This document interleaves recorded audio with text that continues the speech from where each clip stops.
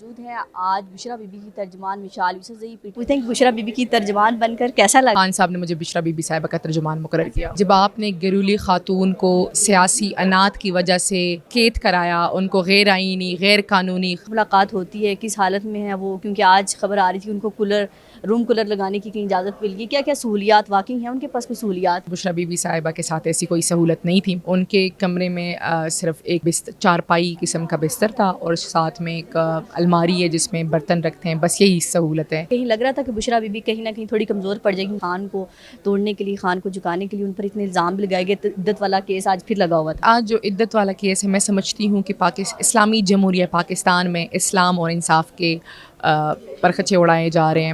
السلام علیکم، ہمارے ساتھ موجود ہیں آج بشرا بی بی کی ترجمان Mishal Yousafzai, P T I کی بڑی ایکٹیو رہنما ہیں اور ہمیشہ جب بھی ہم ان کو دیکھتے ہیں بڑی جذباتی ہو کے بات کر رہی ہوتی ہیں. ان سے پوچھتے ہیں کہ بشرا بی بی کی ترجمان بن کر کیسا لگ رہا ہے؟ السلام علیکم. السلام علیکم جی. مشال کیسا لگ رہا ہے بشرا بی بی کی ترجمان؟ کچھ لوگ بڑا اعتراض بھی کر رہے تھے کہ کوئی ضرورت نہیں تھی اس چیز کی. دیکھیں جی، جب آپ نے گیرولی خاتون کو سیاسی انات کی وجہ سے گھر سے گھسیٹ کر قید کرایا، ان کو غیر آئینی غیر قانونی اور قرآن اور شریعت کے خلاف جا کر ایسے کیسز میں انگیج کرایا اور پھر ان کو قید میں ڈالا، تو کسی نے تو بات کرنی ہے نا ان کے بارے میں. کسی نے تو عوام کو بتانا ہے کہ وہ کس حال میں، کیسز کیوں ہو رہے ہیں، ریئلٹی کیا ہے، فیکٹس اینڈ فگرز کیا ہیں.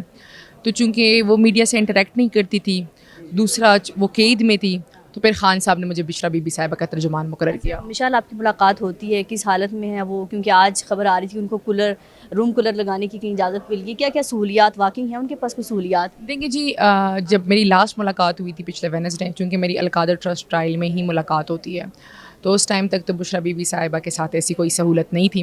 ان کے کمرے میں صرف ایک چارپائی قسم کا بستر تھا اور ساتھ میں ایک الماری ہے جس میں برتن رکھتے ہیں، بس یہی سہولت ہے.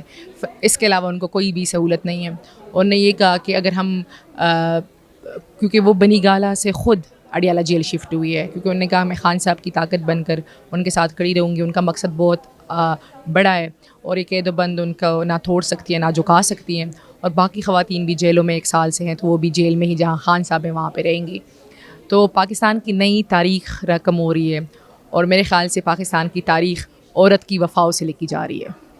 مشال کیا کہیں گی، کہیں لگ رہا تھا کہ بشرا بی بی کہیں نہ کہیں تھوڑی کمزور پڑ جائے گی، کیونکہ آپ نے جیسے پہلے ہی پتا کہ سیاست میں نہیں ہوا، پردہ خاتون تھی، کبھی گھر سے نہیں نکلی، تو ان کو ایک دم گھسیٹا گیا اور خان کو توڑنے کے لیے، خان کو جھکانے کے لیے ان پر اتنے الزام بھی لگائے گئے، عدت والا کیس آج پھر لگا ہوا تھا.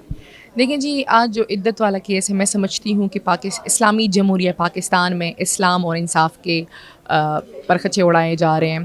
اور کبھی نہ کبھی تو اس ملک میں اس کیس کا فیصلہ ہوگا، اور جب بھی فیصلہ ہوگا تو میری ذاتی یہی رائے ہے کہ اس قرآن کی تعلیمات ہے اور شریعت کے مطابق ہی فیصلہ ہوگا. آج جو خاور مانیکا صاحب ہے، میں سمجھتی ہوں کہ انہوں نے اپنی دنیا اور آخرت دونوں تباہ و برباد کر رہی ہے. وہ دنیا میں بھی ذلیل ہو رہے ہیں، آخرت میں بھی ذلیل ہوں گے.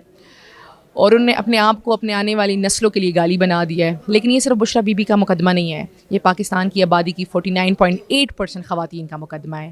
یہ اگر ایک پریسیڈنٹ قائم ہوا تو آپ یہ ایک دروازہ کھول رہے ہیں جس میں پاکستان کی تمام خواتین باری باری اسی کے ٹہنے میں کھڑی ہوں گی. تو اس لیے میں سمجھتی ہوں کہ 1000 کیسز بناتے ہیں، لیکن یہ بلو دا بیلٹ قرآنی احکامات کی خلاف ورزی کے ایسا کیس نہیں ہونا چاہیے تھا پاکستان کی تاریخ میں. آپ کی ملاقات ہوتی ہے، خان سے بھی ہوتی ہے، بشرا بی بی سے بھی ہوتی ہے، کتنے حوصلے بلند ہیں، ورکرز کے لیے کیا پیغام دیتے ہیں؟ کوئی جلدی ہے ان کو جیل سے نکلنے کی؟ دیکھیے جی، ان کو کوئی جلدی نہیں ہے. ان کو پتہ ہے کہ ان کا مقصد بہت بڑا ہے اور جو مقصد ہے اس کے لیے قربانی دینی پڑتی ہے. خان صاحب نے کہا میں نے اپنے آپ سے قربانی دے دی ہے، چاہے مجھے ساری عمر اس جیل میں رہنا پڑے. اصولوں پہ کمپرومائز نہیں کروں گا، ڈیل نہیں ہوگی، بات چیت ہو سکتی ہے اور بات چیت پاکستان کے فائدے کے لیے ہوگی. اور اگر ہم ذاتی طور پہ ہماری لائرز کی بات دیں کہ پارٹی کی بات کریں، تو میں ایک بات کروں گی، ہم یہ لڑائی لڑ رہے ہیں. ہمارا حوصلہ خان صاحب ہے. وہی جب ہم جاتے ہیں، جب باہر نکلتے ہیں، تو ہمارے انرجی کا ایک اور لیول ہوتا ہے. تو اگر یہ لڑائی چاہے جب تک خان صاحب لڑیں گے، 5 سال ہوتی ہے، 10 سال ہوتی ہے، ساری زندگی ہوتی ہے، جو مقصد ہے وہ بہت بڑا ہے اور پاکستان کو انشاءاللہ بہت جلد حقیقی آزادی ملے گی. مشال کیا کہیں گی، پی ٹی آئی کے بارے میں کہا جا رہا ہے کہ اندرونی اختلافات بہت بڑھ گئے ہیں، تو کوئی اور بات کرتا ہے، کوئی اور بات کرتا ہے. شیر افضل مروت والی بات ہوئی، بہت بڑا وہ ایشو بنا، اپنے کو شوکات نوٹس جاری. ایسا ہے کوئی اختلافات ہیں یا وہی ہوتا ہے جو خان صاحب کے؟ دیکھیں جی، پی ٹی آئی میں جن کا حکم چلتا ہے وہ قیدی نمبر 804 ہے.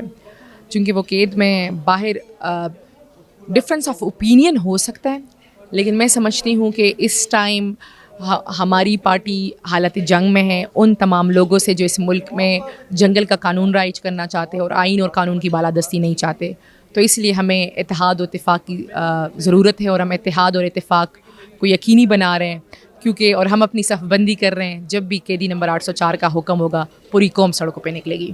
اچھا مشال، یہ بتائیے کہ جو ہماری حکومت ہے اس وقت وہ یہ کہہ رہی ہے، ان کو لگ رہا ہے شاید پلڑے کے ترازو کے پلڑے برابر ہو گئے. جو ظلم ہمارے ساتھ 2018 میں کیا، ہم سے 2018 کا جو ہے عمران خان حساب دیں، تو وہ حساب شاید چکتا کر رہے ہیں، ایسا کچھ ہے؟ دیکھیں جی، جو ہے پلڑے کبھی بھی برابر نہیں ہو سکتے. آپ نے کبھی دیکھا ہے کہ کسی قیدی کے لیے خود عدالت جیل گئی ہو؟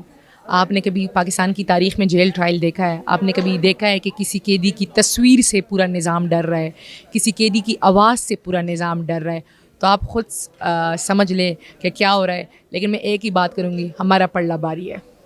تھینک جی بالکل مشال کی آپ نے گفتگو سنی کہ خان صاحب نہ خود جھکے ہیں نہ وہ قوم کو جھکنے دے رہے ہیں، اور جو بشرا بی بی کی صحت کے حوالے سے جن کو تحفظات ان کی وجہ سے ترجمان مقرر کی گئی ہیں، کیونکہ وہ خود میڈیا پر نہیں آتی، خود کوئی گفتگو نہیں کرتی، اس لیے ضروری تھا کہ ان کا ترجمان ہو اور میڈیا پر آ کر جو ہے سچائی بتا سکے. اپنا اور اپنے پیاروں کا بہت خیال رکھیے گا، ہمیں دعاؤں میں یاد رکھیے گا. اللہ حافظ.